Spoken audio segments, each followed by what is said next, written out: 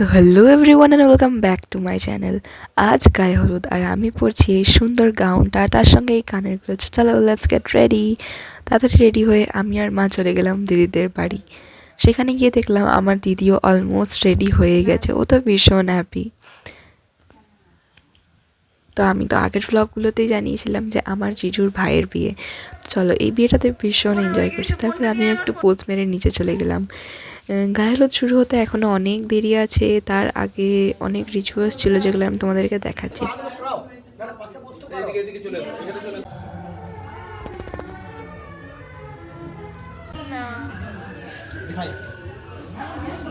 এইটা ছিল ওদের বাড়ির বাইরের গেটের ডেকোরেশনটা। আর এই যে এখানে আমাদের গ্রুম হাই করছে। তারপর আমি এখানে সবাইকে রেকর্ড করছিলাম। আমরা সবাই মিলে ভীষণ এনজয় করেছিলাম পুরো বিয়েটাতে। তোমরা আরও ভ্লগসগুলো দেখলে পুরোটা বুঝতে পারবে।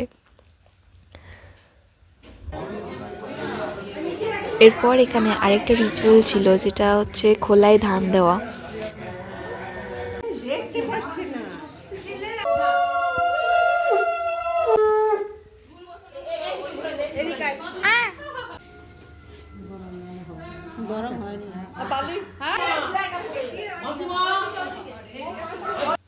ফাইনালি খোলায় ধান দেওয়া হয়ে গেছে আর এখানে আবার গ্রুম রেডি হয়ে চলে এসছে।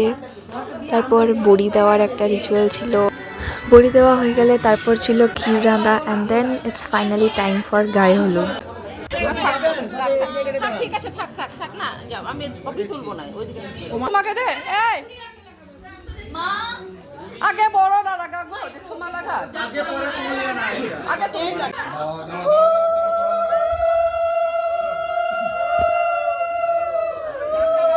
এই পুরো বিয়ে বাড়িটাতে এত এনজয় করেছি যে কি বলবো। আমি তো ভীষণ এনজয় করেছি। তোমাদের কিরকম লাগলো তোমরা কিন্তু কমেন্টে জানিও। একবার দেখো কি হয় শেষ অবধি। নাকটা ফাঁকা আছে, নাকটা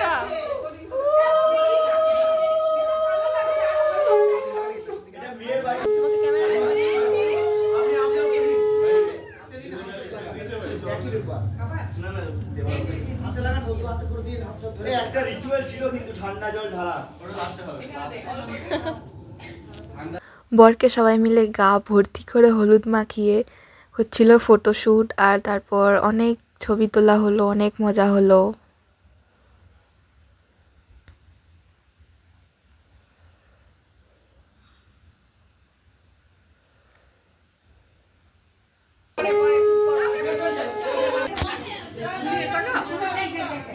তুমি ওর কাছে পরে করতেছি বর্দি। ওইদিকে আমার দিদি আর জিজুকে দেখো, ইস। আর আমার অবস্থা তো তোমরা দেখতেই পাচ্ছ। তো তারপর ফাইনালি স্নান টান করে আমি আবার শাড়ি পরে রেডি হয়ে গেছিলাম, কারণ এরপর ছিল আইবুড়ো ভাত। কারণ এটাই তো শেষ আইবুড়ো ভাত, যেটা বিয়ের আগের দিনে খাই।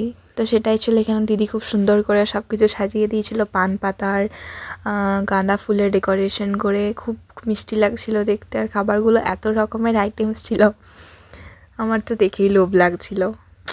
দাঁড়াও তোমাদেরকে আমি আইটেমসগুলো দেখাই একবার ভালো করে।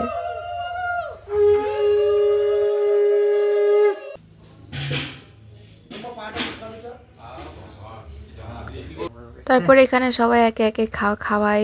প্রথমে তো জিজু পায়েস খাওয়ায়, তারপর আমার দিদিও পায়েস খাওয়ায়।